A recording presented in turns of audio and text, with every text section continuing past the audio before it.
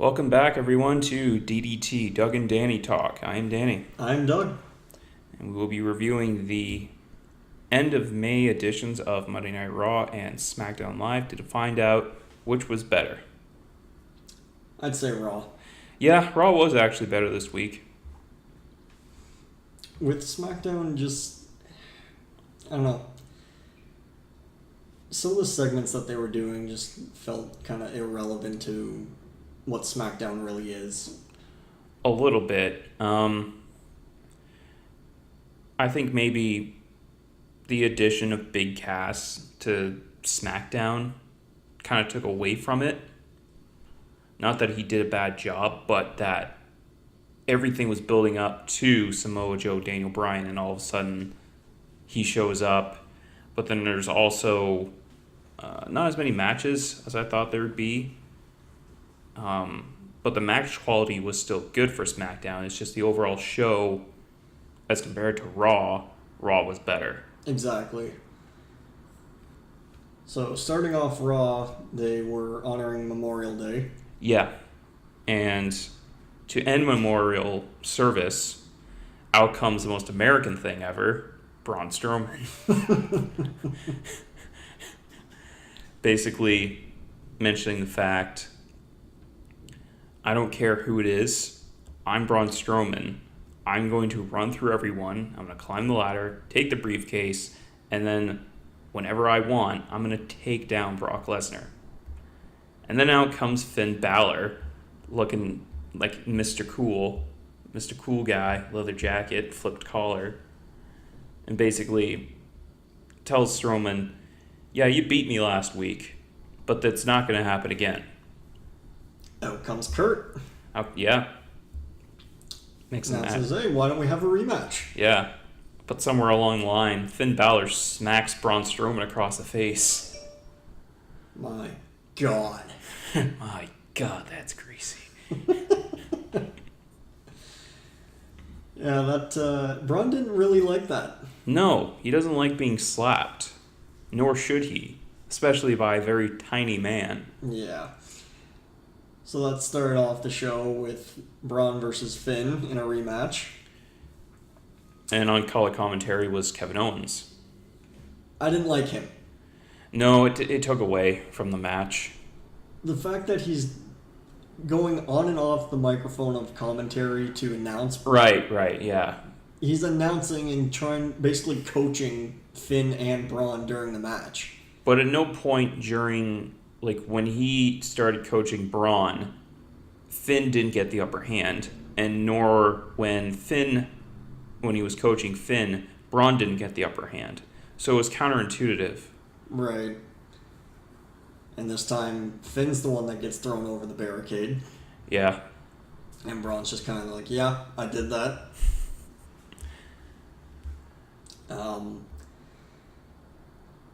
Match ended in a disqualification.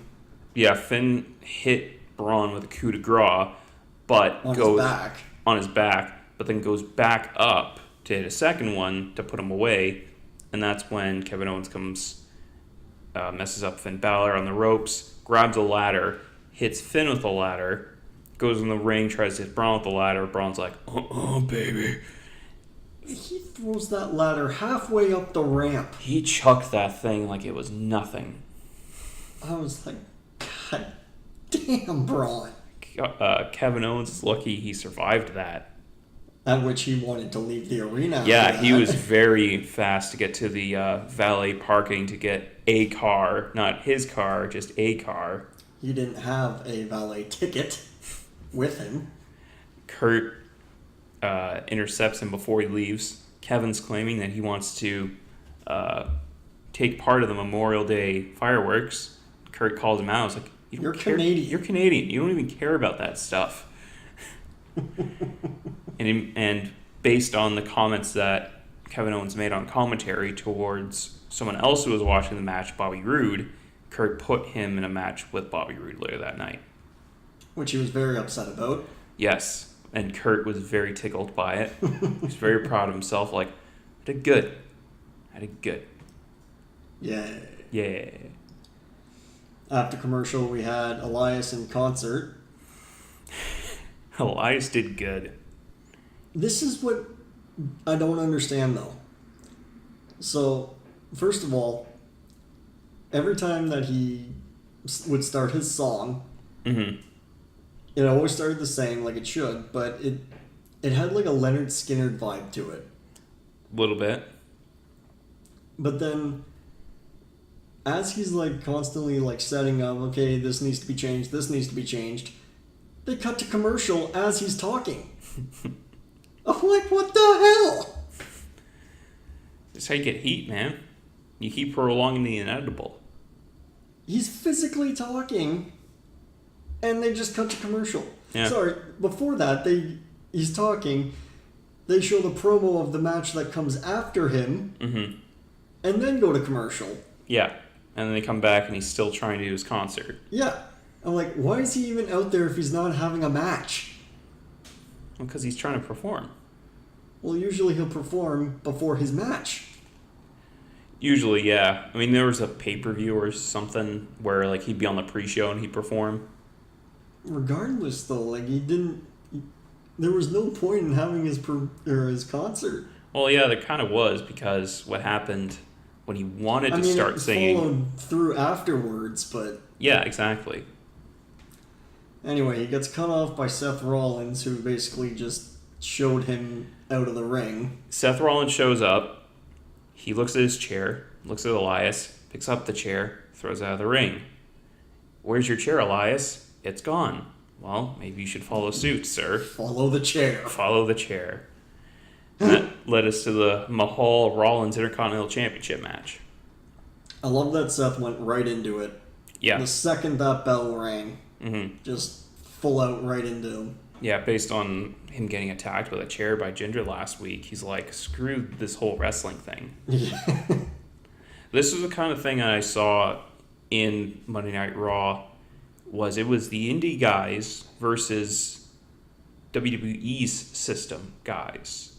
Like, Braun didn't wrestle anywhere outside of the WWE. Who else was there? There was that. And then we also had the Matt Hardy, Bray Wyatt facing someone else.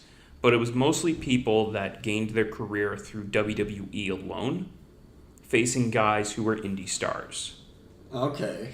Because Jinder, for my knowledge, Jinder didn't really have a career outside WWE getting into WWE.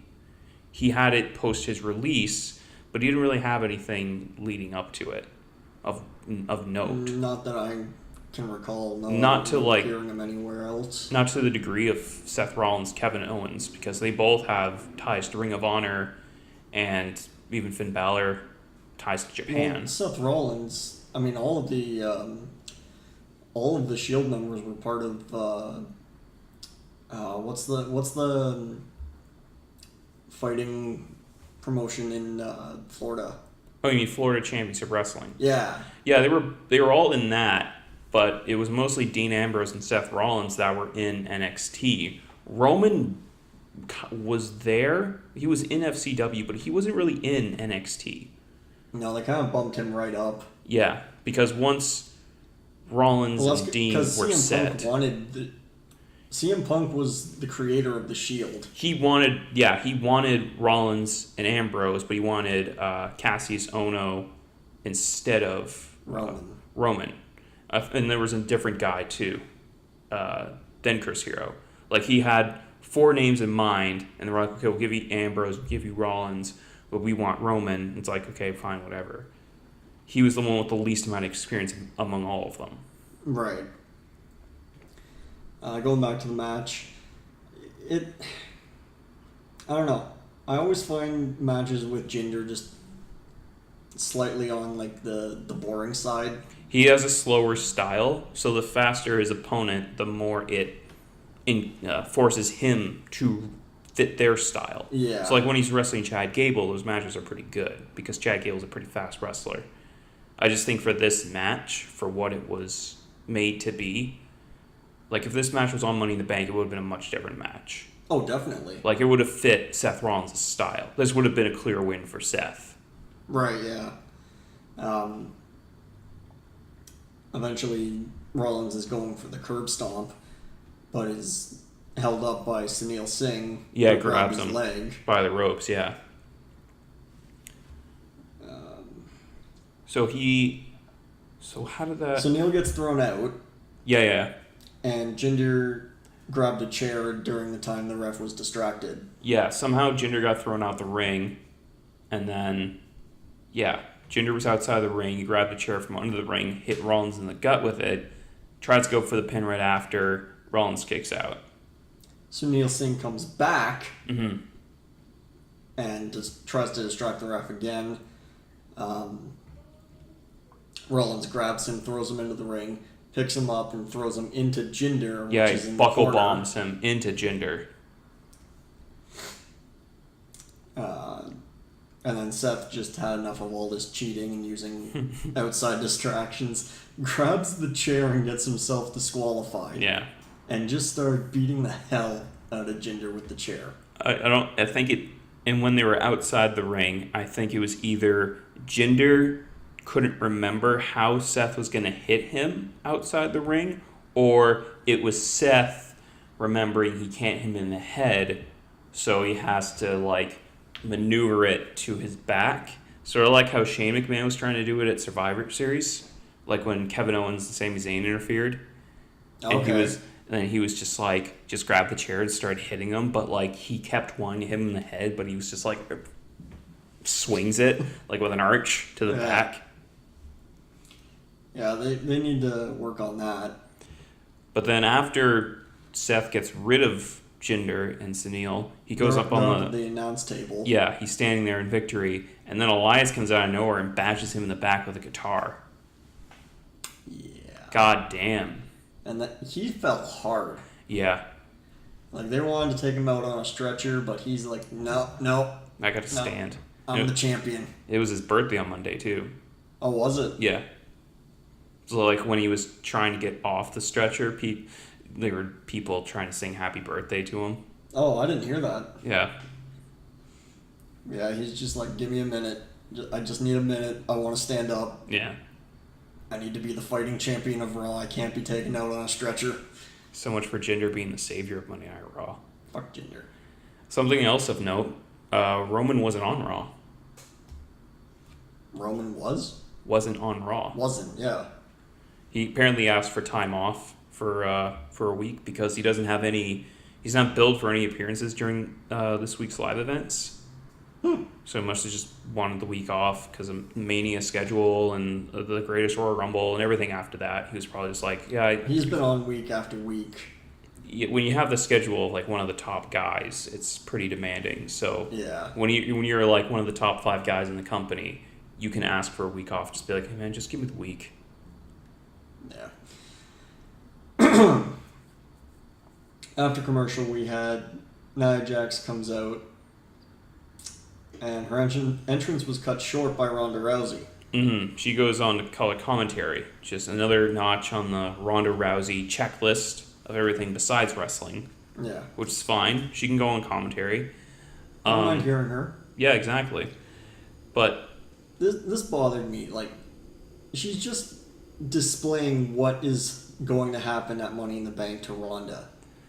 That wasn't all that bothered me. What bothered me is, okay, I'm fine with Nia Jax not being the smiley face, how she wants to be, the irresistible force that she's billed as, but the way she's doing it kind of defeats what we saw with Alexa Bliss because of the whole anti-bullying campaign. But then here she goes ragdolling this poor girl, this poor jobber of this local town, and she tells her, put me in an arm bar and it will be a demonstration of what will happen to Ronda, and she just picks her up and slams her down, and then she Samoan drops her, and then she legs drops her, and then she keeps, after every move, telling Ronda, this is not where it ends. I'm going to keep going. But what I don't like is it totally goes against everything we just saw for the last 3 months. That is true. So, if she's going to be the face, let her be the face. But if she's just going to be this anti-hero tweener, keep it from Mania on. Don't have this whole anti-bullying thing. Right. Have her be a force of nature. Yeah. Going on about, like, oh, this is what's going to happen to you. This is what I'm going to do. Don't come off as a heel. Yeah, don't come off as a heel just for Ronda. Yeah. Like, I don't know. And then Writing was sloppy there. another point that they kind of ignored. Nia Jax, when she faced Asuka back when she was on Raw, tapped out to an armbar. Who was this, sir? Against Asuka. Asuka tapped out? No, Asuka tapped Nia out to an armbar. Oh. So, begs to reason, WWE just wanting us to ignore that because it's Ronda Rousey and her finisher is the armbar. But it's like, we know you... This isn't like Andre the Giant, Big John Studd body slam competition. Like, who can body slam who? Where the move is restricted on the individual. Where it's like, okay, I have to pick up this massive person and slam them down. Or an armbar on a person who has exceptionally long arms or jacked arms. Like Sami Zayn trying to do it to Bobby Lashley. It's not going to happen. No. If it was like the figure four or sharpshooter or something where her lower body is being targeted, but her arm, like, come on. She's not... First of all, she has a second one. Yeah, she has a second arm. She don't got a second body. It's true. And so it's just like, okay, like, where are you guys... I still think that someone is going to interfere and cost Ronda the match, and that will lead into her feud going into SummerSlam. I can see that happening. Like, it could... It would either be that or somehow Ronda wins, because they're not going to have Ronda lose. But then who takes the belt off Ronda? Money in the Bank cash-in. Yeah. That's the only way. Or they it would have been the cash... same thing with Asuka. Or they cash in that match, not post the match. Right. So Ronda doesn't win the title at all. But Nia... It's so stupid. Or Stephanie somehow becomes a special guest referee and screws Ronda out of the belt. And that is their rematches at SummerSlam. Recreation of Vince screwed Brett. A little bit, maybe, yeah. Just a McMahon screwing some celebrity over. Yeah. And after that, we had Matt Hardy and Bray Wyatt versus The Ascension. Apparently this was a tag team title match. Was it actually? Apparently, yeah. No. I heard it in commentary. It's for the tag team They titles. must have screwed that up because they never raised the titles at all. Yeah. So, God damn it. But essentially, Had to have been Graves. Maybe, or maybe they were talking about. Maybe they were talking about how they won the tag team championships, but like. It wasn't for the titles. I thought I heard them say it was for the titles, and if it was, like, why against the Ascension? Ascension Exactly. has been jobbing out on SmackDown for 2 years. Makes no sense. Exactly. I do like that the Ascension is getting airtime. Yeah, it's fine if they get airtime. It's just they need wins. Same thing with the Revival. They need wins. They need to put them back in the state, whereas if they're a brand new team showing off how much power they have. Have them face the local nobodies. Oh, yeah. Get some wins, and then move on to, like, facing the Revival or something. Yeah. Well, Authors of Pain. Where the hell are they? Yeah, they haven't been on in, like, 3 weeks. Yeah. And that's the problem I have with the Ascension is I think they need a total repackage. They need to stop calling themselves the Ascension. Yeah, get rid of that. The face paint. Yeah. Fix their hair. Like, they need to totally be repackaged. Clearly the gimmick that they've been doing for the last 2.5 years, 3 years even. Well, everything that they've been doing since they got onto the main roster has led them nowhere, mostly because when they came to the main roster, they basically looked at them and said, okay, Legion of Doom meets Demolition. And when they address that they're better than those tag teams, all of which have deceased partners, right? That got them heat with JBL and APA. And then the New Age Outlaws and X-Pac beat the hell out of him. Yeah, that was great. It was great, but at the same time... Didn't Billy Gunn come out as well? Yeah, that's New Age Outlaws. Oh, okay. Billy Gunn, Road Dogg, X-Pac, I think Scott Hall and Kevin Nash, but APA was definitely there. Okay, yeah. Because a clothesline from hell. Gene Simmons. Ron Simmons, sorry. Yeah. But yeah, Hardy and Wyatt went over. Yeah, with the Kiss of Deletion. Mm-hmm. It's actually a pretty cool name. It is a cool name. The move's okay, too. It's better than that wheelbarrow thing they were doing. Wheelbarrow thing? Yeah, where, like, Matt held them, like, by the legs. Oh, and, like, yeah, that was ridiculous. Yeah. That was just a dangerous DDT. Mm-hmm. Anyway, after that match, we had the B team backstage with Kurt. Yeah, Kurt. A title shot. Kurt was watching the results of that match, and the BT came in and was like, "Oh, come on, man! Call that a match? Call that a celebration? We have celebrations. We want a title match." And Kurt's just like, "No." Curtis Axel's just like, "Kurt's such a jerk. I'm standing right here."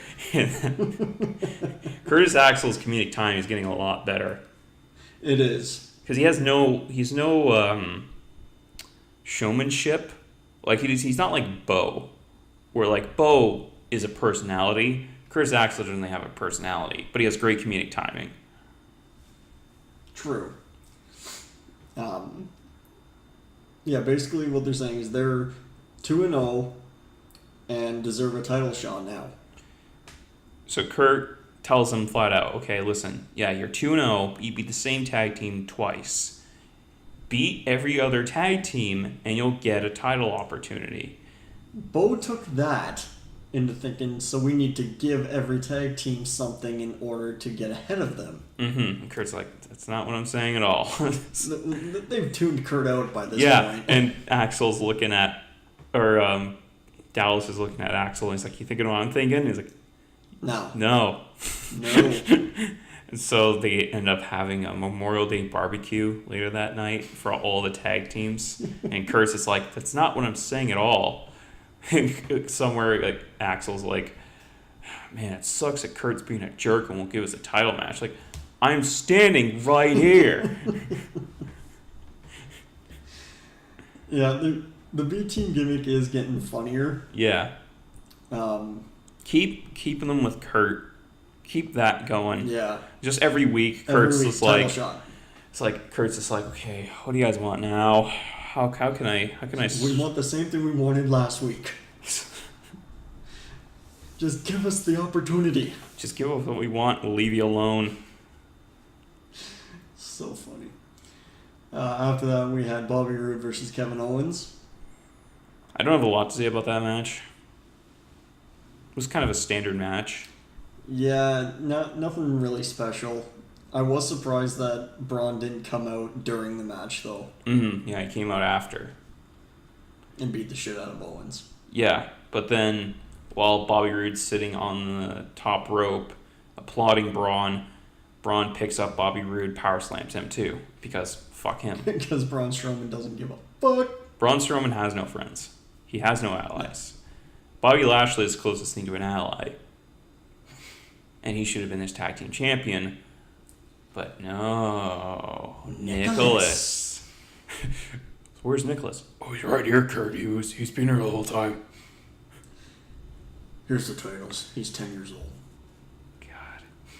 Stupidest thing they ever did. Yeah. Great that Braun Strowman's a tag team champion, but... Yeah, he's a former tag team champion and he won the Greatest Royal Rumble. So he has two things. Now, if he had won the Elimination Chamber match, he would have been the first guy to eliminate everyone in an Elimination Chamber match and win. Just another thing for Braun. But no. Braun can't have nice things. God, that was stupid. And now to address probably a stupid thing. One of the stupidest things of the night. Sami Zayn's public apology. I had the TV on mute until Bobby Lashley's entrance video and he showed up. Because I'm like, okay, Sami Zayn's going to come out and apologize that he didn't do a better job of proving the sisters right and making... That's actually not what he said. Really? What he was saying was he got a lot of hate mail for what he did last week. Okay. And he's reading off stuff like... I can't even remember what they were saying, but basically people were not impressed and were offended by what he was saying. And basically he's just saying, I'm sorry. And by the way, those weren't his real sisters. Those were men. I'm just like, no shit. Yeah, otherwise Bobby Lashley wouldn't have hit them. Exactly. At which Bobby Lashley comes out. Yeah, Bobby Lashley, being a former Marine man, of course, honored the town on Memorial Day, saluting the crowd, and basically telling Sammy, listen, man, this whole thing you got between us, can't we just wrestle, get this over with? Because I'm getting sick of this. So shake my hand, and we'll meet each other at Money in the Bank. So he does the shaking of the hands, but he doesn't let go, and he increases his strength. And that harkens back to when he shook Vince's hand, leading up to the whole Battle of the Billionaires, his match with Umaga. Right. Because after Donald Trump picked Bobby Lashley, Vince had a one-on-one with Bobby in the ring, and he was just like, all right, Bobby, well, good luck to you, and we'll have the contract signing next week. And then Bobby Lashley's shaking Vince's hand, and he's squeezing so hard and like hurting Vince, and Vince is selling it like a pro. See, Vince can sell it like a pro. Sammy played that off like he was getting his whole like body crushed by like a compressor. He oversold. He way oversold it. Yeah. Like it sounded like he was dying. Yeah. Instead of just getting your hand crushed. He could just be like, ow, ow, sir, Exactly. sir. And yet he's like pleading in pain. Mm-hmm. I mean, getting your hand crushed by a very yeah, large man. Hurt, but to that extent. Yeah, he oversells. Everything. Yeah. His reaction when he's like being an ass is great. Mm-hmm. But when it's stuff like that, it's ridiculous. After commercial, we had Drew McIntyre versus Chad Gable. No contest. Oh, yeah, Drew just destroys him. Threw him around like a rag doll. That's all I can say. Yeah. Claymore, win. Yeah. I don't know what they can do with him, though. Like Chad Gable? him? Well, yeah. They can make him how, like, Jordan was last year. He'll face all the top guys. He'll have a great match. But, like, because that was the thing with Jason Jordan. Now, they did that slow build for him. Like, 1 week he faced Cena. 1 week he faced Roman. They were the best matches of the night. And then it kept going on that fact. Kept facing the top guys. And, like, he wasn't demanding anything yet. It wasn't until he got partnered up with Seth is when you started seeing, like, the entitled GM's son. Yeah. So, but because he's not Jason Jordan, and because his chemistry with Kurt's so good, he could be that guy that Kurt goes to and says, hey man, listen, Kevin Owens is being a real jerk tonight. Would you mind teaching him a lesson or two? He'd be like, sure thing, Kurt. I'd love to do that, Kurt. He's like, good man. And like they have a shaky handshake or something. I don't think it would go to that extent, but... Well, because like once Jason Jordan comes back, it's going to... I don't know what they're going to do. They could put them back together, American Alpha. Please. Because they're a great tag team. They were a great tag team. It's just WWE doesn't like tag teams. Apparently not. They like putting two people together who aren't a tag team and seeing what happens. And if it doesn't work, split them up. Yeah. I don't know what they're planning to do, but... He could go over to 205 Live. Is he under 205?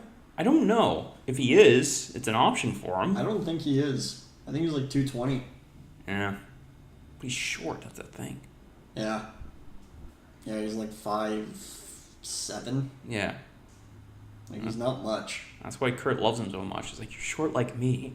You can wrestle good like me. And you had hair once like me. Really? Kurt had long hair like that? Well, probably when he was a kid. But, like, it was a buzz cut for the majority of his life. That's what I'm saying. And then Christian, I was watching a clip of Table for Three when it was Christian, Edge, and Kurt. And then they were talking about when Edge shaved Kurt's head. And then after that, Kurt never grew his hair back. And Christian's just like, I've just gotten used to you looking like a human thumb. Kurt was a little bit tickled because I was like, fuck you, Christian. I main evented WrestleMania. And Edge chimes in, me too. So after commercial, we had the B-Team Barbecue. I had to tune that out. I was like, I don't care about this. It was very stupid. Yeah. I had to laugh, though, at Titus Worldwide's new shirts. Okay. Oh, yeah, it's kind of like... Rumble, Stumble, or Slide. Yeah, that's a good shirt. Got Titus's feet sticking out from when he was under the ring. Yeah. Oh, I got a good laugh out of that. So, with that thing, the B-Team was basically just assuming, hey, you're eating the food, you're agreeing that we can go ahead of you and get a title shot. Not that there's rankings or anything. No, not to them. Not to the WWE. Like, there's no actual, like, TNA, they actually had a ranking system for their divisions. World title, X division, tag team, women's division. And what they used to have the Bound for Glory series, where between April and I think September, win as many matches as you can, that will garner your points. Pinfall gets you X amount of points, submission gets the most amount of points, but if you get disqualified or counted out, you lose points. Okay. Along with losing, you lose points as well. So yeah, when you have a ranking system like that, and especially when it's in a time span leading up to your biggest show, you can garnish number one contenders very easily. And even after that, you take those rankings, and the people in number one lose to the champion, they go to the bottom, and they have to work their way back up. That's how you can garner number one contenders every single time. Instead of SmackDown just having Nakamura or AJ face each other every other month, or like for 3 months straight. Yeah. It's like, okay, you lost your world title match, go to the back of the line. If you lost it clean, go back to the back of the line. But if you lost it by DQ or something, or that you won by DQ, you get your rematch. Lose your rematch, that's it. Puck off. The next person comes in. Always have a number one contender. Always have fresh feuds. That was the thing with those two.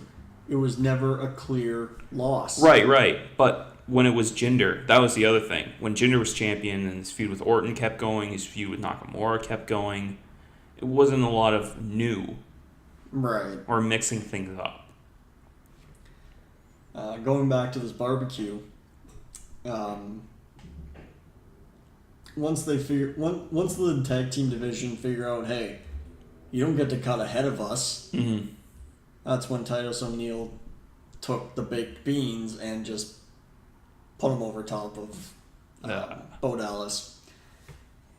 I'm a little disappointed that they didn't catch it on camera the first hand. Oh, really? Yeah, like I didn't. All you just hear is Bo Dallas go like, ah! And then he's covered in beans. I'm like, why didn't you show that? Well, that's just Kevin Dunn focusing on the wrong thing. Camera work means like, turn it. Or like do it when it's the dead center camera. Exactly. Like you know your positions, you know where the cameras are. Do it where the camera sees you best. Yeah. So clearly someone in the truck didn't switch it fast enough. Yeah. But yeah, the whole thing became a food fight. Makes sense. The B team slammed Rhino through a table. Damn. I'm like, what just happened? Well, that's their pre-show match right there. Or their match next week. Next week. So after B team left the ring, they went back to Kurt and saying, okay, they agreed. Give us the title shot. It's like, no, they did not agree. Oh, yeah, that's the... So if you want your title shot, you're going to have to win the Battle Royal next week. Yeah, Tag Team Battle Royal. The same kind of one that Braun won. Exactly. I hope he does that again. No, what they need to do is be like, all right, Kurt's out there after all the tag teams are out there. It's like, okay, all the teams are out here. Looks to, like, turns his head to the ramp. Everyone is out here. Braun comes out only to be like, nah, I'm good. But if they're going to do that, Authors of Pain have to be there. Yeah. Because... if they're not, then that's not all the tag team division. Yeah, exactly. So hopefully he shows up. They show up. Mm-hmm. So after that was all cleaned up, we had the women's gauntlet for the main event. Yeah. Having Bayley versus Liv Morgan to start. Yeah, and then Bayley gets rid of her, and then it's Sarah Logan. But, okay, Liv Morgan got eliminated in 3 seconds. Yeah, it goes a quick Bayley to belly. Yeah. Bayley was like, screw this, I got my finisher, let's do this. And apparently she put on social media that when she like was sitting on the ropes and had her tongue sticking out, she swallowed a bug and was choking the entire time that she got pinned. I'm like, bullshit. Same thing as Vertigo, man. Shit happens. Exactly. Crazy world of pro wrestling. So yeah, Sarah Logan was next to come out. And that lasted maybe 2 minutes, 3 minutes. Also not very long. And then Ruby Riott actually was next. Yeah, but after Bayley eliminated Sarah Logan, Liz Morgan came back into the ring, and the two of them beat up Bayley, causing Ruby Riott to come in, deliver her finisher, eliminate Bayley.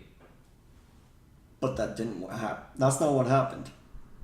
Bayley and Ruby actually fought during commercial break. But didn't Sarah Logan and Liz Morgan beat up Bayley? Yeah, they beat her up. Oh, okay. She was lying flat on the ring, and then Ruby Riott came out. They went to commercial. Oh, okay. Pissed me off. Oh, yeah. Because it's like, okay, am I going to come back and it's going to be whoever was after Ruby? Mm-hmm. Or is Bayley still going to be in it? Yeah. They go back, Bayley's still fighting. Like, okay, cool. But yes, Ruby Riott did eliminate Bayley. After... Dana Brooke was next, yep. And right there was like, oh, she's losing. Yeah, Dana Brooke is not going to beat Ruby Riott. No. No. Far from. Yeah. So she lost. Mickie James was next. Mm-hmm. They fought for quite a while. Makes sense. I'm liking Mickie James not having like the long pants and the puffy ankles. It's a nice new look. Yeah. Ruby defeated her as well. Schoolboy pulling the tights. Yeah. Mickie was not happy about that. And then out comes Sasha Banks. Woohoo. Sasha. We all knew that was going to happen. I don't know. I kind of thought... I could have seen Ruby winning. Yeah. But because it's Sasha Banks... But here's what I don't get. This whole Bayley-Sasha thing... They've scrapped it. They scrapped it. But wouldn't that have been the cool thing? Is for Bayley to go through everybody... And then all of a sudden... I was hoping they did that. And then Sasha's the last person, and Sasha just makes quick work of her. I was hoping that it would be Bayley and Sasha at some point, but they've clearly just scrapped the whole gimmick of them hating each other. Yeah, but I also don't know if Sasha's a face or a heel. Like, I don't get it. Yeah, But the whole boss character isn't a face character. When she was in NXT, she was a heel. Because she started as a face, and then she realized being a face wasn't getting her success, became a heel, became the boss. She's gone through like 4 different names. Right. Like her name used to be Mercedes. Right. But like that's her mainstay is the boss. Right. And that was the perfect foil for Bayley, and the two of them went to war multiple times, and it's like, okay, she can't be a legit boss and be a face. Same thing with Dolph Ziggler. The show-off character is a heel character. Oh, you can't show off and be a face. It doesn't work. No.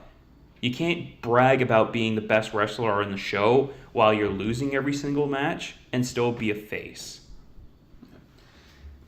With Sasha, though, like, when they first brought her up to the main roster and they had, like, that Women's Revolution... Yeah, they had the three different factions. Yeah. They had Team Bella. Yeah. Which was Brie, Nikki, and Alicia Fox. Right. It was Becky, Charlotte, and Paige. Yeah, okay. They were TCB. Okay. Or PCB. That's what they were called. Mm-hmm. But yeah, what was the other person? Because they brought up Charlotte, Becky, and Sasha. Yeah. Sasha, Tamina.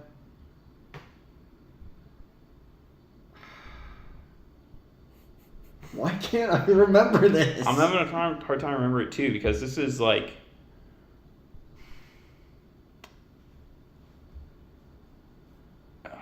Tamina snuck her weird ass career. Yeah, she was a bodyguard for someone? She basically played the bodyguard. Like, she always protected the person.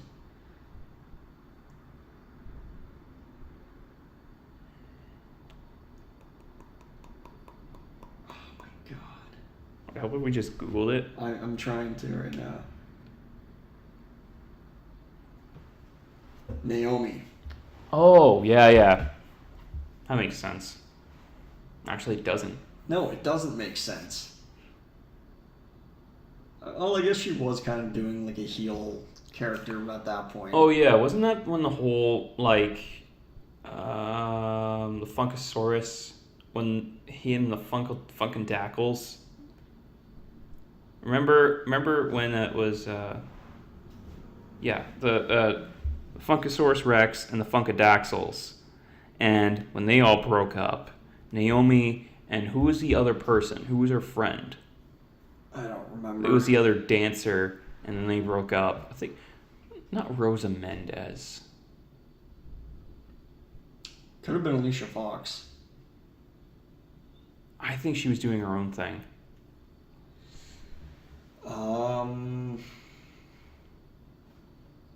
Yeah, I can't remember. Yeah, because it was Tensai, and what was his name? What was Funkasaurus's name? Oh God.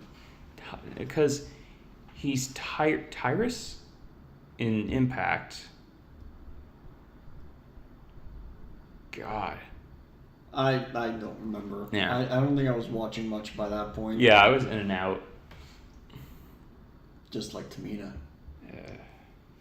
But yeah, Sasha went over. Sasha Banks, Ember Moon, Alexa Bliss. SmackDown, Charlotte Flair, Becky Lynch, Lana, Naomi, Natalya. 5 from SmackDown, 3 from Raw. It's not even playing field. It's dumb, but that's what they're doing because they forgot how to count. God, if it wasn't Natalya, it'd be Ruby Riott. Probably, yeah. Going over to SmackDown. Yay. Samoa Joe starts the show. Oh my God, Joe. Doesn't say a flippin' word. He straight up walks out, grabs a ladder, climbs, grabs the briefcase, and then starts his promo. And it was perfect. It was perfect. What I'm not looking forward to with Money in the Bank, the briefcase looks like it's something from Toys R Us. They did this weird design because they can't.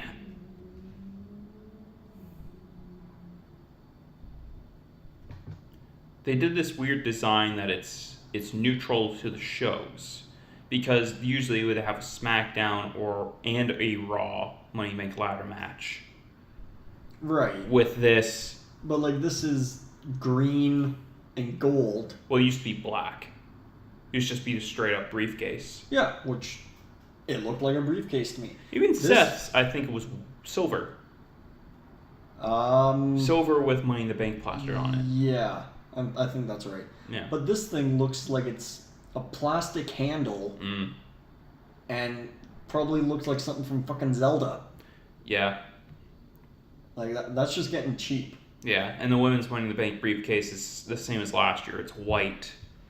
Well, green. that's fine. Yeah. It's only their second briefcase ever made for them, so... Yeah. Nothing wrong with that. Mm-hmm.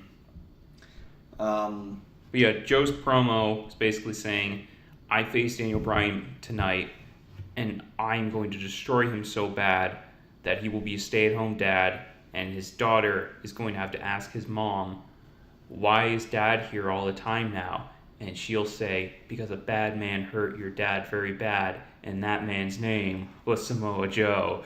And everyone's just like, God damn, Joe. You're savage. You're too good. Like, he's too good. Every week he cuts promos, and when he was doing the cell phone promos too, it's like, this dude is too good. Yeah. His promos are top notch. He's definitely mastered how to talk on the mic. Yeah. He deserves to be champion. He deserves a championship. And now comes Daniel Bryan being like, now hold the phone here, Buster Brown.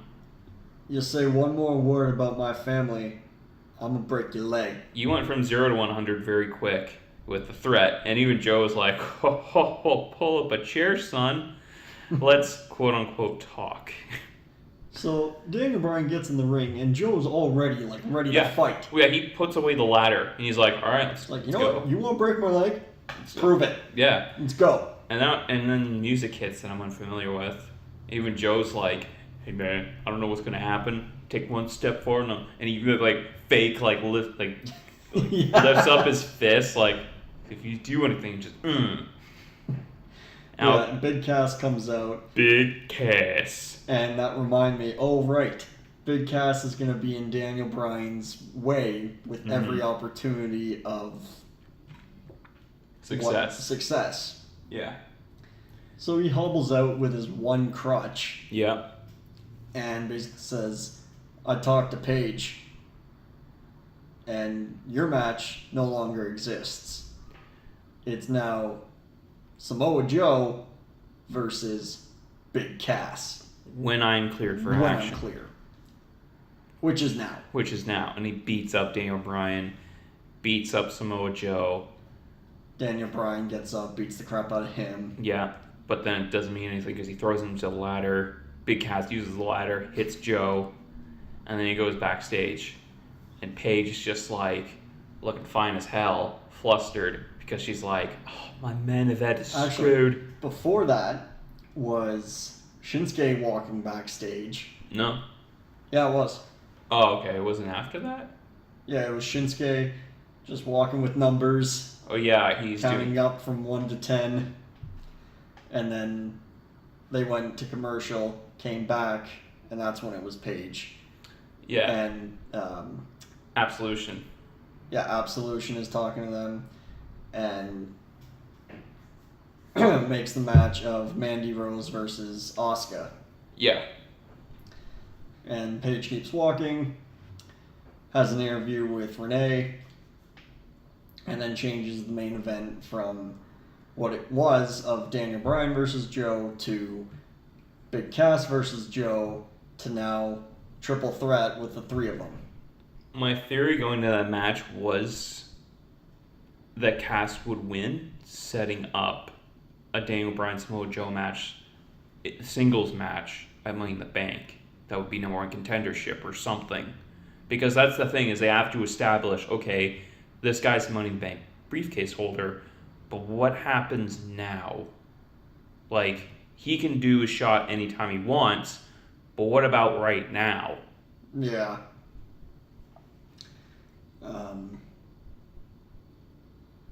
So after that, we had Shinsuke Nakamura facing Ty Dillinger for a change. Out of nowhere comes Ty Dillinger. He got a haircut. He did get a haircut. It looks a lot better. And his collar's not flipped up anymore, is it? He's just wearing a normal coat. He doesn't have the whole Wizard of Oz high collar thing going on anymore. I never noticed that he had a high collar. Oh, he had a very high collar. Open coat, high collar. And that was What Culture Wrestling. They did a video of Vince McMahon's perception of every wrestler in WWE. Covers all of them on Raw and all of them on SmackDown. And he looks at him and he's like, What's your deal? Is it you have a high collar? What is your deal? I never noticed his collar. Yeah. I think anytime I saw him, he just had his crop top T-shirt on. Yeah, with the perfect 10 thing on. Yeah, exactly.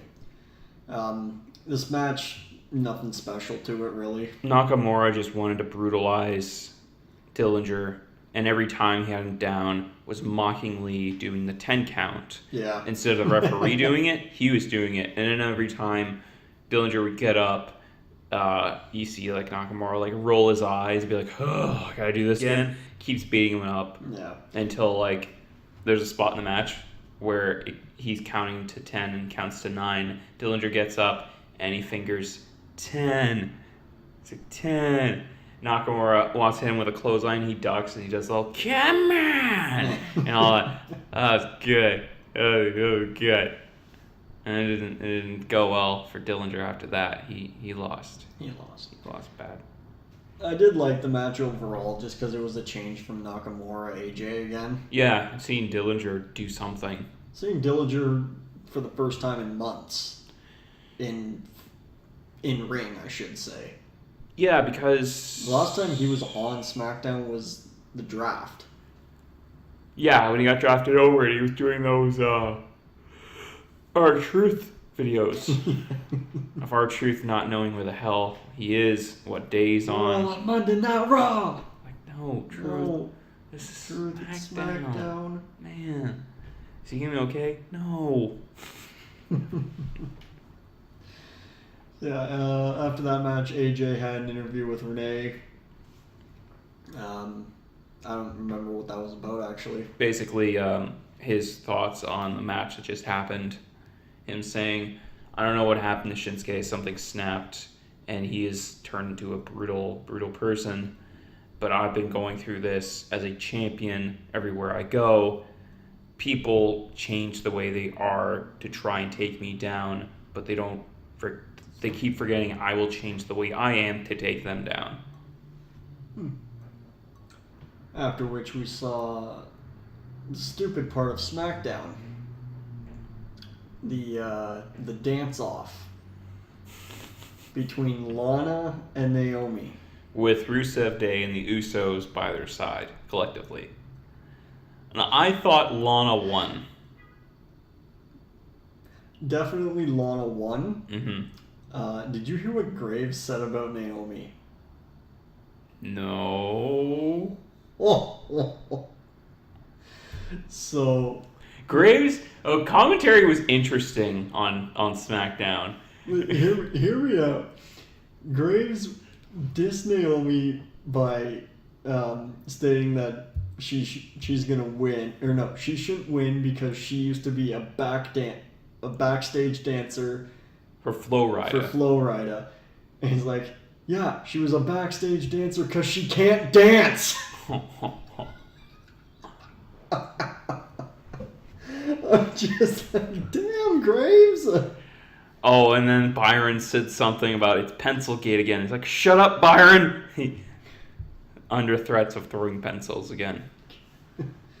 So, like, they never had, like, a judge to be, like, do the whole... The crowd was the judge. Yeah, the crowd was... But there wasn't a neutral party there to point to somebody and then say the person's name. Because Lana DDT'd Naomi's ass. Well, yeah, like after their thing, then they do a double dance. They go back to back and then neck breaker.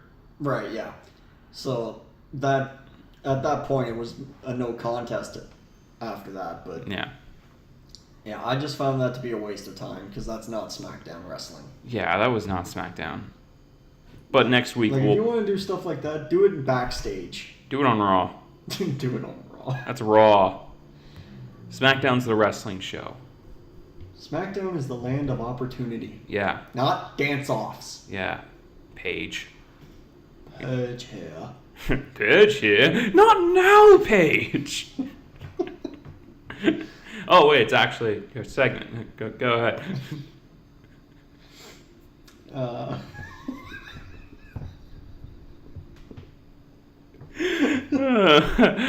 and I heard that for the first time because it was post Mania, and you saw the trailer for a movie on Mania, and right. and they were doing the recap. And they're like, Paige, yeah, not now, Paige. And it's just an ongoing thing. Whenever Paige is something else, not now, Paige. Oh, yep, it's your promo. Go ahead. Alright, so after that stupid dance-off, we had the New Day backstage. Oh, yeah. New Day wanting Butterworth, Bootyworth to get more pancakes, but then it immediately goes to the bar and the Miz, and the Miz has his headband over his eyes, and he's doing karate moves to block and catch pancakes. And when he actually catches one, he's so proud of himself, he just takes a big bite of it, spits it out. I was like, yeah! That was great. Coming back from commercial, it was New Day versus The Bar and Miz. I liked this match. It was a decent match, but I can still say that New Day versus Usos is way better. Oh, well, yeah, like a traditional tag team match, yeah. Regardless, though, like, the match at Hell in a Cell last year between Usos and New Day stole the show. Yeah. And any match they've ever had after that has stolen the show. Yeah. But they can definitely steal the show with The Bar. The problem I had with this match was it was literally just The Bar and Miz beating up Kofi in their end. As most six-man tag matches are, one person gets the ass kicked. Well, like, Xavier got taken out of the match, making it 3-on-2, but then Big E, The Bar, threw him into the barricade, making it 3-on-1, and then all of a sudden Xavier comes out of nowhere and just starts beating hell out of everybody once he gets tagged in. Which is why, again, I'm saying that Xavier Woods is now proving himself worthy of holding a title. Yeah. And not just mooching off Kofi and Big E. So I like that he's fighting more. He's not just the trombone guy at the side. Yeah. He's getting thick. He is. Because, like, Kofi's always been skinny, and Xavier was a little bit skinny when he first showed up on the roster. True. But now he's getting thick. He's getting in the wrestling shape. Yeah. New Day winning that match, surprisingly. Yeah, it was down to Big E and The Miz, and Big E got revenge from his loss to Miz last week.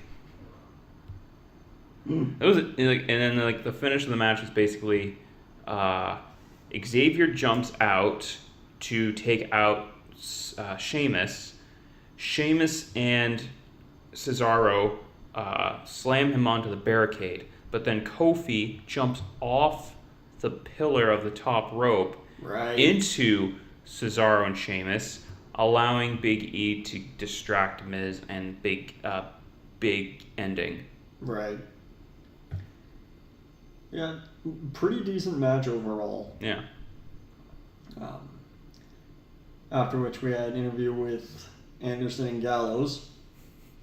And they've been hitting the gym. I looked up Carl Anderson's Instagram page that day, and I saw that the two of them are actually, like, getting in shape.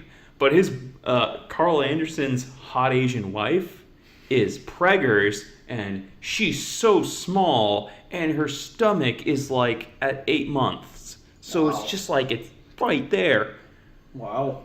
And it's just like, Carl, I get it. You got a hot wife. You gotta stop, man. You gotta snip. She's not gonna, it's not like Stargate here, okay? It's not Battlestar Galactica where it's just a door and stuff comes through it. It's gonna take a toll on her, man. Okay. Luke Gallows is his hype man. Yep. As always. He's good at hyping. Yeah. But during which this interview, you kind of hear like some static starting to happen. Mm-hmm. And the Bludgeon Brothers show up on the highlights TV. The TV next to them. And basically they're just trying to intimidate them. I really wish that they just started being specific with their promos. Yeah. Like, It's very literally, confusing. just say, Gallows, Anderson, your bodies will be liquefied. Hell hath no fury like the Bludgeon Brothers.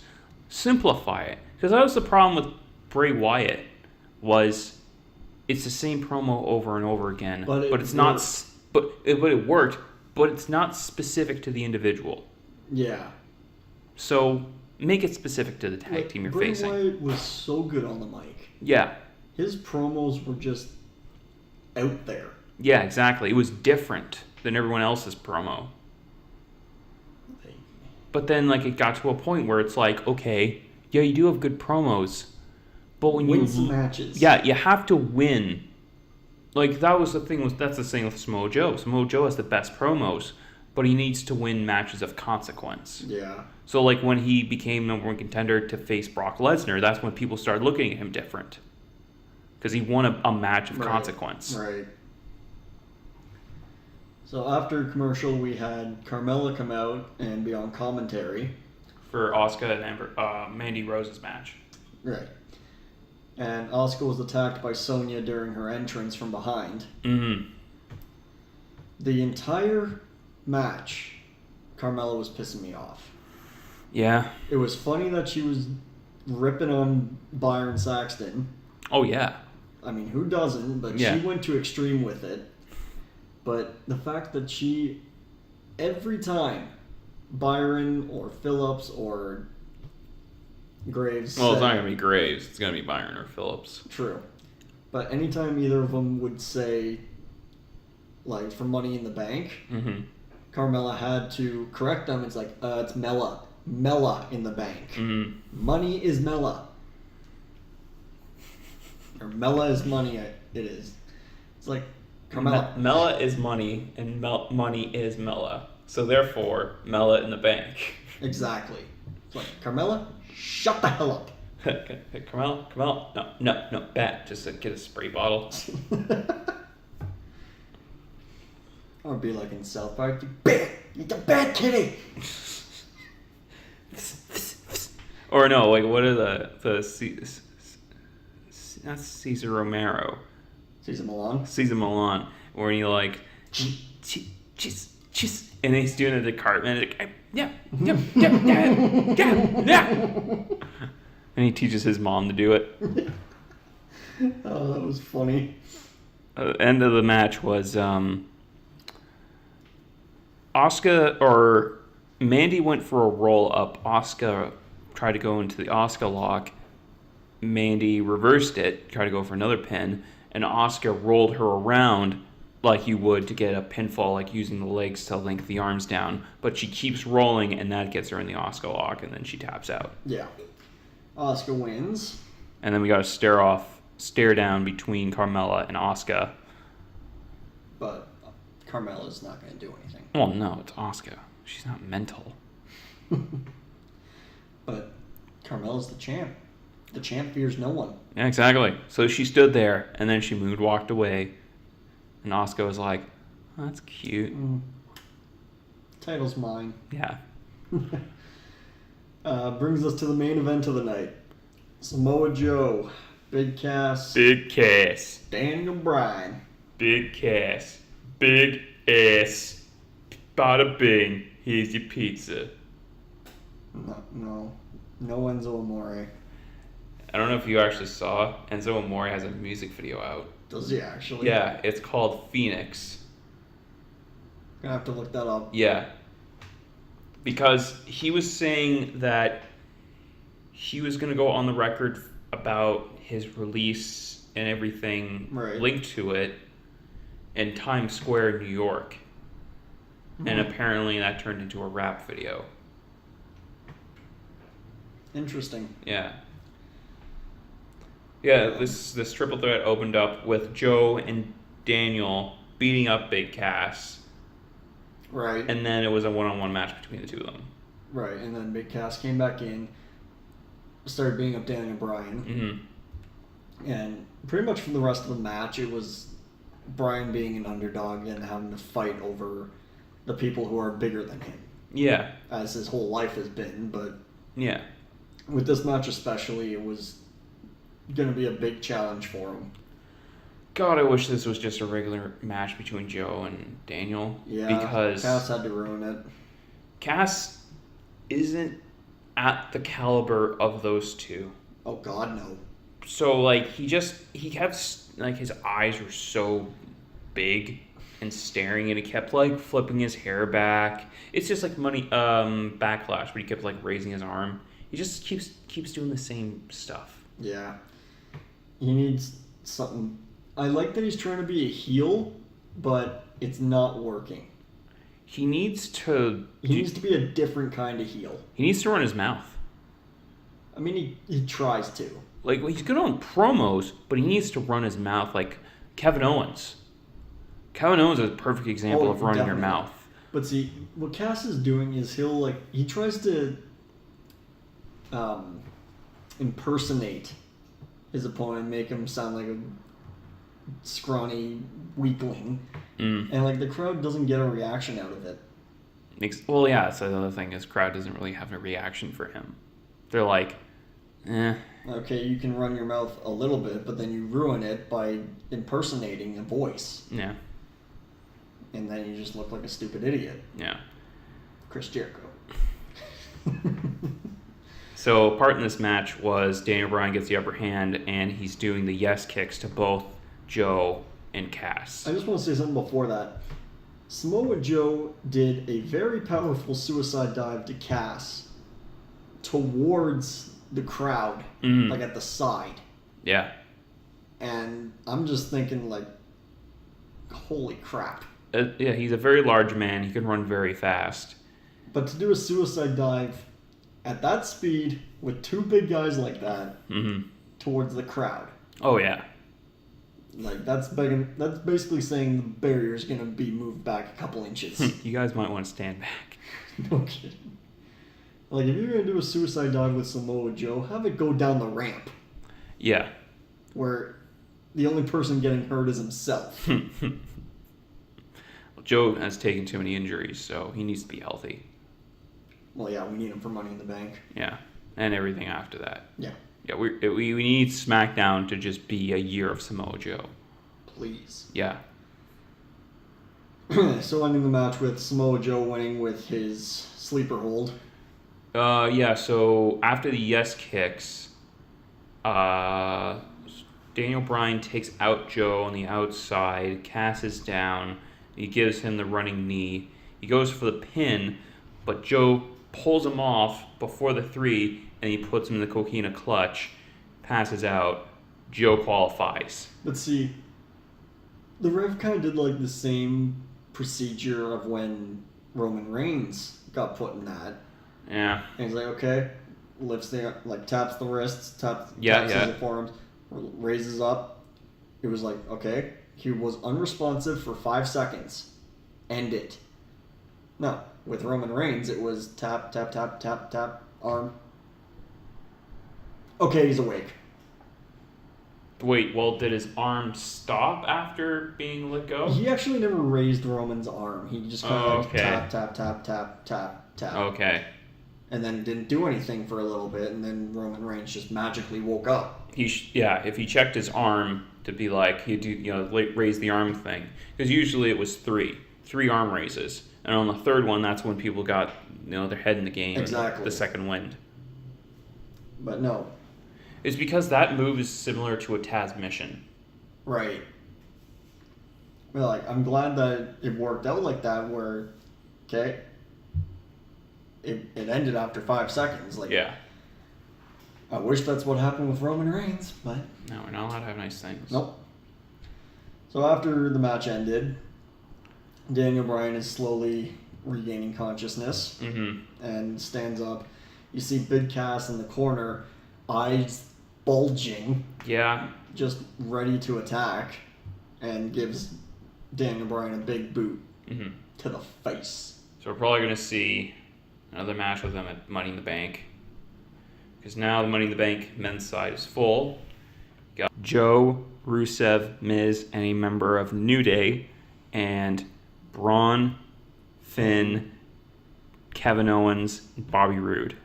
4-4, rather than SmackDown's women's ladder match being 5 versus 3 from Raw. They fucked up with that. Yeah. Should have been Ruby Riott instead of Natalya. Yeah. But they need Natalya to do stuff, I guess.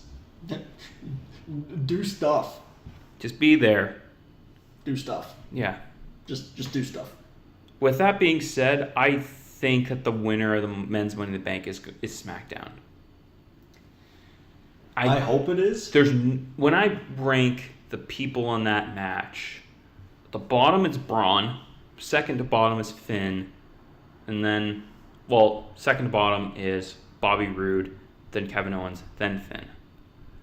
And then you get on SmackDown, that's where things get interesting. Miz could easily win it. They could go the route of the New Day. He doesn't need it. But if they do want to go the route of Daniel Bryan becoming world champion again, what would be the best thing is for Miz to show up out of nowhere with a briefcase, cash in the second Daniel Bryan wins it, screws him out of his championship victory, and then that's your feud going into WrestleMania is Miz and Daniel Bryan, and we finally get to see the match. I mean, that would definitely be a great match to see. Yeah, and there's so much story behind it. Like, there's so much there that Miz will trained them, finally happy. basically. Well, his NXT, like, he was his coach. Mentor, yeah. Or they go the New Day route and they figure out, okay. Finally give Kofi a chance? No, it's Big E. No, it's Kofi. Or Xavier. Woo! They gotta figure out what they're doing for that. Or they just let all 3 people in. That's the thing, though. Everyone's wanting to know who it is. But I agree with New Day. Why would they give away that upper hand? It's true. Or if they can just get their heads out of their ass and put it on Rusev. That's what I want. I want to see Mr. and Mrs. Money in the Bank. Yeah. That's all I want for Christmas. Because then for SmackDown's for the women's Money in the Bank, because SmackDown has the advantage, it's more than likely going to be them. But Carmella was Raw at the time, wasn't she? no, she was SmackDown. She was SmackDown? Okay. Because SmackDown had Money in the Bank last year. Right. So, having said SmackDown having Money in the Bank, it might go to Raw this year. Between Ember Moon, Sasha Banks, or Alexa Bliss. Depending on who's champion after Money in the Bank. Yeah. Like, either way, I can't see Alexa winning. No. Because she can't defeat Nia cleanly. Exactly. And no one's going to defeat Ronda cleanly. It feels too soon to put it on Ember. Yeah. Sasha. Well, unless they do it the same way as Carmella and wait 11 months. Yeah. And then Sasha, if she won, Sasha's already a 4-time women's champion. Right, but she's never had an actual reign because all of her reigns are 2 weeks. Every time she defends it, she loses. Yeah. So they could put it on Sasha. Well, then from SmackDown. With SmackDown, you got Charlotte, who's a 6-time champ. And she'll be in the title picture no matter what. Becky Lynch, they have to do something with her. I can see her winning. It'd be nice because she was a favorite going into the Battle Royal. Exactly. Natalya, she's there. She's a veteran. I think she's there just to put a good show on. If that match had a pinfall, she'd be there to take the pin. Probably. That's her thing. Yeah. She will probably serve the purpose as much as Kofi would. Mm-hmm. And just be there to put a good match on as a veteran. Yeah. And Lana, if they want, they could do what they did with Carmella with Lana. Have that long build. Yeah. Because that's really... Oh my god. Can you imagine Mr. and Mrs. WWE champions? Yeah. And Aiden, put the U.S. title on Aiden. That could work. This is the thing with the U.S. title picture. Randy's hurt. He hurt his either his MCL, ACL. He's going to be gone for 6 months. Great. I think Shelton Benjamin's hurt. I don't know the degree of his injury. And so those two were in the U.S. title picture. What's going to go on for the U.S. title picture? They need to rebuild that division. Yeah, like you got Jeff Hardy as champ, but He's got no challengers. he's got no challengers. They've done nothing to set up the division. I mean, maybe if they put, like, after Big Cass loses to Daniel Bryan, put him in the U.S. title picture, have him lose, like, he's not going to win it. I mean, even Daniel Bryan being a U.S. champion, that would still be fine. It would heighten the belt up so much for the crowd. Mm-hmm. Like, that's basically putting it back on when Cena had it and had the open challenge every week. Right. Making that title worth something again. Mm-hmm. But if Rusev doesn't win Money in the Bank, put him in the U.S. title picture. Basically, because that's the whole thing with Money in the Bank, is it's a WWE picture match. So whoever doesn't win it, put them in the U.S. title picture. Yeah, I mean... Or even if the Money in the Bank winner wins it, just put him in the U.S. title picture. Even if he doesn't win, he still has Money in the Bank. Yeah. Because even when Edge was Money in the Bank, he challenged for the Intercontinental title, lost, still went after the world title. It doesn't change anything. All it does is add something. Yeah. I think that wraps up this week's episode of DDT. We're on YouTube, SoundCloud. Like, comment, subscribe, tell your family, tell your friends. Yeah. I'm Doug. I'm Danny. Thanks for listening.